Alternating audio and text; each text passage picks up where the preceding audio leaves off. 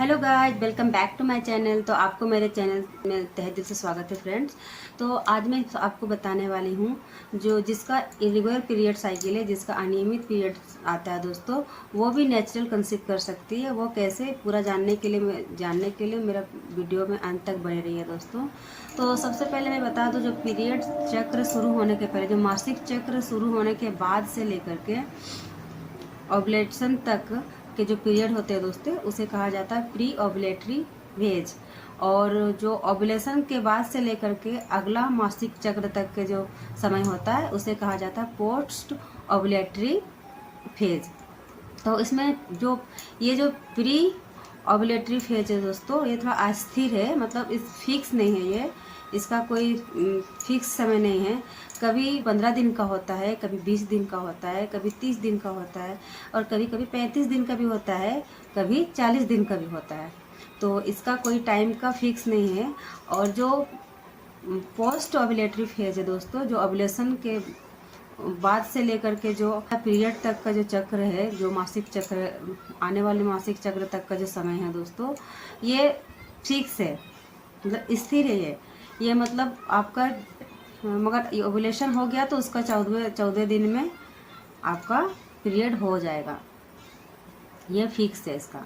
और अभी मान लिया किसी की साइकिल 35 दिन का है, 36 दिन का है, तो किसी का 40 दिन का है, तो किसी का 45 दिन का है। तो उसको इस सिचुएशन में दोस्तों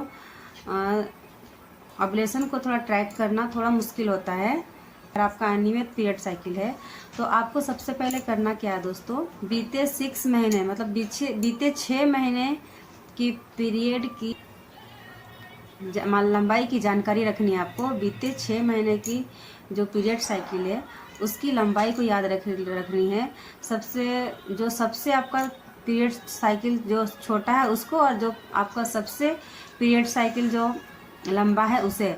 जो सबसे छोटा है और जो सबसे लंबा पीरियड साइकिल है, बस ये दोनों को ही आपको याद रखना, बस यही दोनों को आपको याद रखना है। और उसके बाद में जैसे कि आपको, तो मैं बता चुकी हूँ कि हम लोग अभी जैसे अगर आपका ओवुलेशन हो गया तो 14 दिन में फिक्स से आपका पीरियड आ ही जाएगा। ओवुलेशन होने के 14 दिन में पीरियड आता है।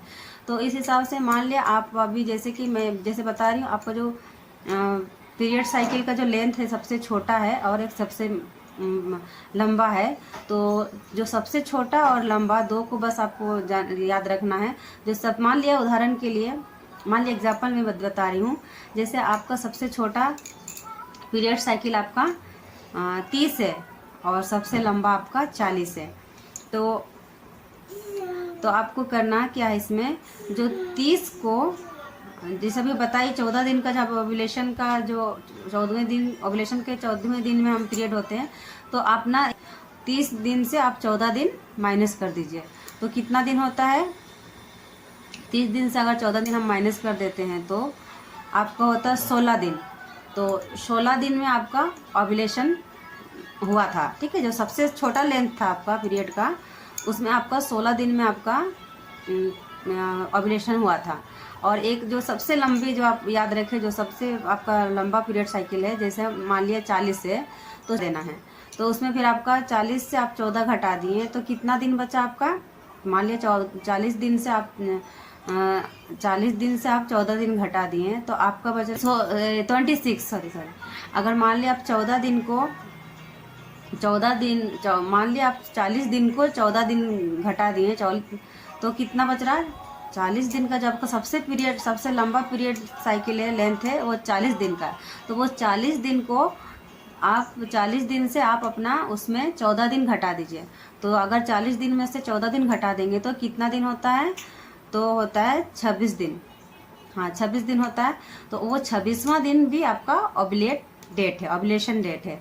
तो आपको समझ में आ गया होगा कि जो आपका सबसे छोटा लेंथ में आपका ओवुलेशन डे हुआ 16 दिन में, और जो सबसे लंबा आपका पीरियड साइकिल, जो सबसे लंबा लेंथ है जिसका, तो उसका आपका पीरियड, उस दिन आप उस पीरियड साइकिल में आपका ओवुलेशन डे हो रहा था 26 दिन में।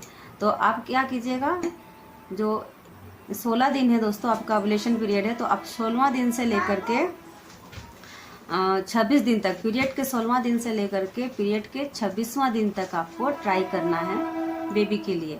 ये पूरा आपका चांसेस है बेबी कंसीव होना के, क्योंकि आप इसी बीच में ओव्यूलेशन हो रहे हैं। इतना में समझ में आ जा रहा, आपको समझ में आ गया होगा कि आपका जो पीरियड ओव्यूलेशन डे कौन सा निकल रहा है, इस तरह से आपको निकालना है। बहुत इजी मेथड है दोस्तों। ये मैं आप लोगों के लिए वीडियो मैं बनाई, क्योंकि मुझे मतलब मेरे दो ऐसा व्यूअर्स हैं, मेरे कुछ व्यूअर्स हैं जो कि इस प्रॉब्लम से जूझ रहे हैं। वो मुझे कमेंट किए थे, पूछ रहे थे। तो अगर मेरे जानकारी का थोड़ा अभाव है मान लिया, तो मैं पूरा जानकारी करने के लिए तो दोस्तों मैं पूरा सर्च करके मैं आप लोगों के लिए ये वीडियो पेश की, जो कि आपके हेल्पफुल हो सके दोस्तों। तो अभी आपको इजी हो गया दोस्तों। तो आपको समझ में आ गया होगा, अगर आपका पीरियड साइकिल इरेगुलर है, अनियमित है आपका पीरियड साइकिल, कभी लेट से होते हैं, कभी टाइम से होते हैं, कभी लेट से होते हैं, तो भी आपको कंसीव कर सकते हैं दोस्तों। बस आपको इतना करना है। और उसके बाद में ठीक है दोस्तों, मैं तो आज का वीडियो हम यही समाप्त करते हैं। और हाँ दोस्तों, मेरे चैनल को सब्सक्राइब कर दीजिएगा, लाइक कर दीजिएगा, क्योंकि आप लोगों के लिए मैं बहुत मेहनत से मतलब मेरे छोटा बच्चा है दोस्तों, फिर भी मैं मतलब आप लोग तो समझ रहे होंगे, देख रहे होंगे, तो फिर भी मैं थोड़ा टाइम निकालती हूँ आप लोगों को। मैं कल से लगी थी दोस्तों वीडियो बनाने में, कल रात को मैं ठीक से सो भी नहीं पाई, क्योंकि मुझे भी अच्छा नहीं लग रहा कि मेरे जो व्यूअर्स हैं मुझसे मतलब सवाल कर रहे हैं, तो मैं उसका आंसर नहीं दे पा रही हूँ। आंसर देंगी तो इतना छोटा, मतलब ये जैसे अभी बताए ना इरेगुलर पीरियड के बारे में, मैं अगर किसी को छोटे शब्दों में बताऊंगी तो समझ में आएगा भी नहीं। तो इसीलिए मैं इसका आंसर सोची कि एक वीडियो बना के दे दूँगी, क्योंकि ये थोड़ा सा लंबा प्रोसेस है, मैं पूरा डिटेल में बताऊँगी तब समझ में आता है दोस्तों। इसीलिए मैं सोची कि एक डिटेल वीडियो बना के डाल दूँगी, तो आप लोगों को समझ में आएगा दोस्तों। तो हाँ दोस्तों, अगर ये वीडियो आपके लिए हेल्पफुल है, अगर आपका काम आया हुआ हो, अगर आपको समझ में आया हुआ, अगर अच्छा लगा है मेरा वीडियो, तो दोस्तों प्लीज़ दोस्तों मेरे चैनल को सब्सक्राइब कर दीजिएगा और लाइक कर दीजिएगा। तो ठीक है दोस्तों, आज का व्लॉग हम यही समाप्त करते हैं, फिर मिलते हैं नेक्स्ट व्लॉग में। तब तक के लिए बाय बाय, टेक केयर।